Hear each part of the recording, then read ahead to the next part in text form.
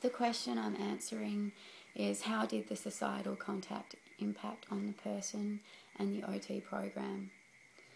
My client is a male, 25 years old, who has no living parents, and he lives in a facility which houses 26 youth aged 18 to 26 years old in Yangon, Myanmar, otherwise known as Burma.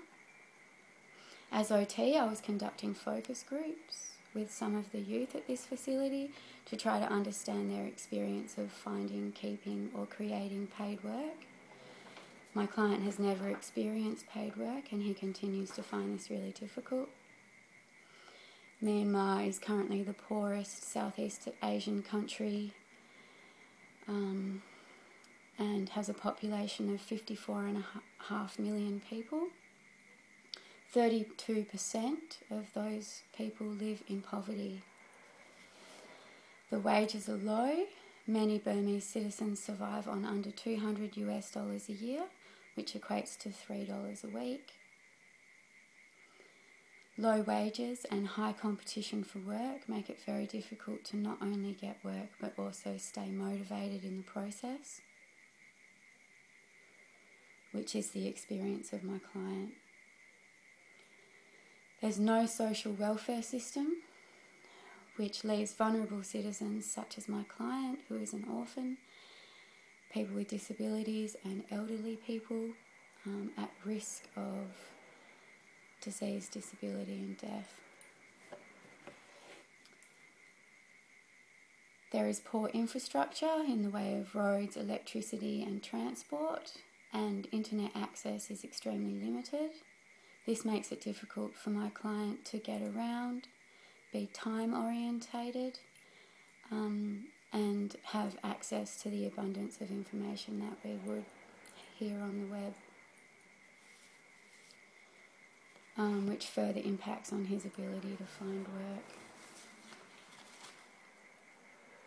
The education in Myanmar is poor. There's up to 70 to 80 students per teacher.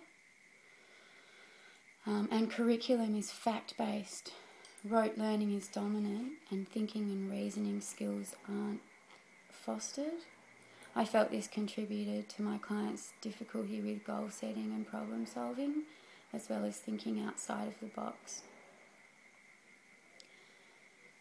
Only 38% of high school aged youth actually attend high school, and the curriculum focuses entirely on getting into higher education, totally at the deficit of vocational skills training.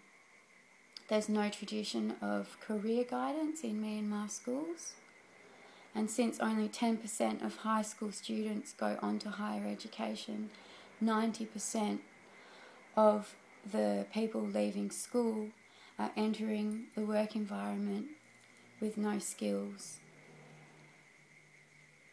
in being able to find work.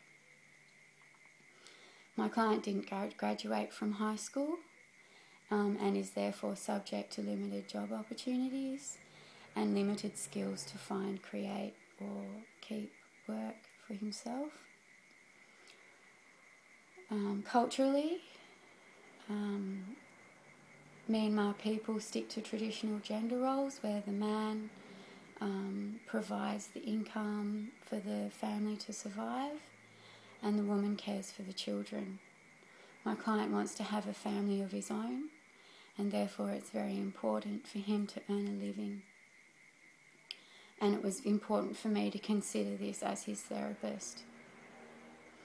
All of these societal factors were important to consider within the context of conducting a needs analysis so that I could understand where my client was coming from and what environmental restrictions he was up against as much as possible,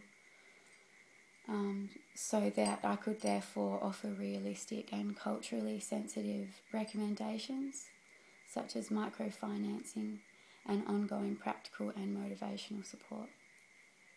Thank you.